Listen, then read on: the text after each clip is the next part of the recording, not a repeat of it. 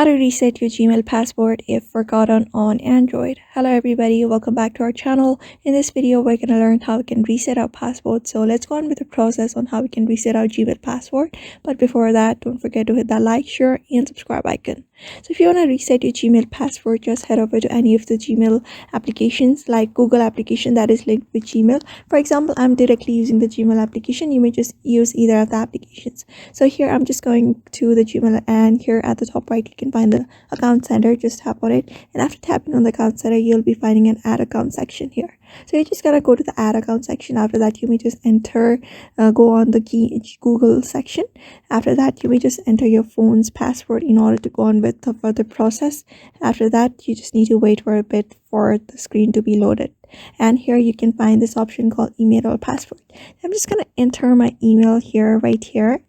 After that, wait and tap on next. Just here you'll be finding an option where you need to enter a password, but if you forgot your password, you're just gonna click on this forgot password. After that, go on with the process. They will ask you some questions and you'll be able to recover your password just like that. So just go on with the process and you should be able to recover your password. So follow the steps in order to recover your account. So I hope this video was helpful to you, and thank you for watching this video.